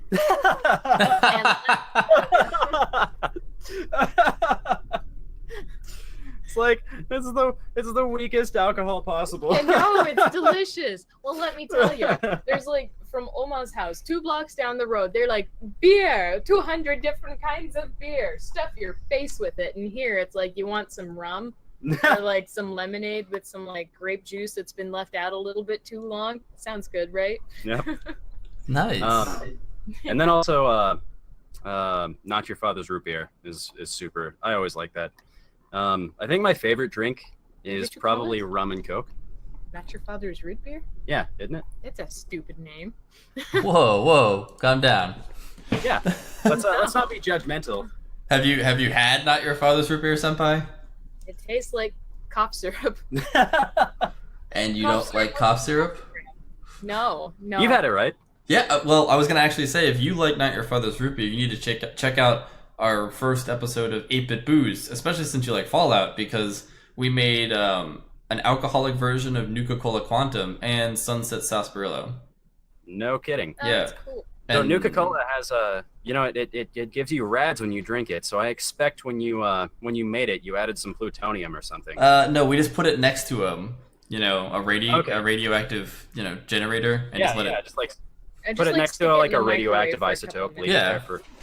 You just let it absorb it. That way you're not like too much. You want the flavor, but you don't want it to like. You can just rig up your microwave to like. Yeah, don't they have like irradiator stuff? I don't know. But the Sunset Sarsaparilla was actually made with whiskey and Not Your Father's Root Beer and bitters. Really? So yeah, check that out. You might actually have found yourself something to sip on while you're playing some Fallout and listening to Three Dogs. That sounds fantastic, actually. Yeah. So. What have you been drinking on? I, my friends, have been drinking pretty much anything from not your father's or not your mother's. Did your Nuka-Cola Quantum, did it glow? It's blue. It's a very nice baby blue. But it didn't glow. You need to add a light. What is it called? A glow stick to it. Yeah. Just drop a glow stick inside. Super healthy for you. Don't worry about it, kids. It won't kill you or anything. They say non-toxic, so let's like break one open and just like pour it in. Intestinal distress. You might have a little bit of major diarrhea. Yeah. Minor major diarrhea. You're sweating on the toilet. You don't know what's happening. I feel like we have to add a disclaimer at this point that if anyone does this, we're not liable. Yeah. If you do this, you're an idiot, and I'm sorry. If you're taking your advice from a nerdy podcast, then it's not our fault. Well, if you're taking advice from a nerdy podcast, glow sticks in your drink are probably the least of your concerns. Right. Yes. Health advice from nerdy podcasts is like not the best idea. If you not slap her open-handed, you can't go to court. Oh my god. So yeah, that's what I've been drinking, and playing wise, it's been pretty much Overwatch like all the time. I've been dived into that and been trying to wait. I have so many games, and as you get like this thing where it's daunting, you look at how many games you have, and you're like, I'm gonna go play Overwatch. Yeah. Every time you it's like the bookshelf. It's like every time there's a Steam sale, you come out of it with like, there's a sale for like, I don't know, $4.99 for like 80 games, and you're like, well, I have to do that because obviously like that's 80 games. Like, what, am I just going to not do that? Right. No, it's like, it seems like every time there's a Steam sale, I end up with like 20 more games in my cart that I never play. So I feel ya. I feel like everyone who plays Steam, I'm usually a PC gamer, so just because like if you invest enough to get a decent PC rig, then I feel like you kind of have to be loyal to it. That's one of those things where it's like it's $500 for a PlayStation 4, but for a decent PC rig, it usually ends up running like $1,500 to $2,000. Oh, you'd be surprised. I've been trying to put together for friends PC rigs on the cheap, and I'm probably going to try to maybe put a video up of some of the budget builds I've put together. I have seen some of those budget builds. It's kind of fun to watch. I always want my PC to be able to play everything on Ultra. So then you're looking at expensive. A little higher, yeah. A lot higher. A little lot. Yeah. But yeah, there was actually I was actually just looking at a few more of the E3 things, and did you know that they're doing a VR for Skyrim? No, I did not. Yeah, that was another thing that they announced. Huh. Yeah, I knew that they were working on VR versions of Fallout 4 and Doom, but I had no idea that they were doing Skyrim VR, which is super, super cool. That will be amazing. As that's already a super, super huge open world immersive thing. So I feel like that'll be pretty cool. As long as we don't have to do that thing that they did forever ago, where it was like, I feel like swimming like will be running awkward. on a treadmill. Like, do I need to hold my breath? Because anyone who runs on a treadmill for all of the running you do in Skyrim is going to be like, they're going to look like a long distance runner. I was gonna say, I think you actually may have just solved like world obesity. Yeah, I know. Because there was this one time, and this will be the last thing that I leave it on because we've got on for quite a bit. There was that one guy who powered his computer for WoW on his bicycle. That sounds like a good idea. And he lost like stupid amount of weight because he couldn't stop, obviously, right. like pedaling, or like he'd get booted off a raid, or so right. Yeah, that's actually a really good idea. Yeah. He just had to go, and like he lost dumb amount of weight.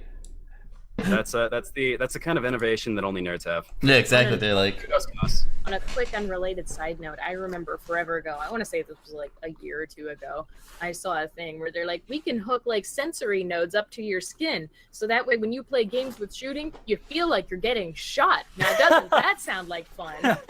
And you're like, oh like, boy, yeah. Don't you ever just want to be shot? That sounds like a fantastic time.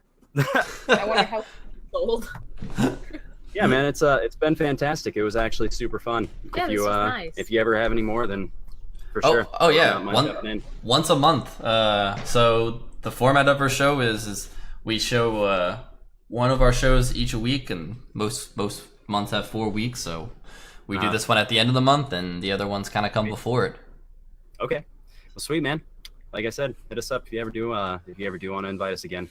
Awesome. Thank you guys for joining us, and everyone make sure you check them out and go give them all your money, and then if you have money left over, go to my donation site and give that money to me.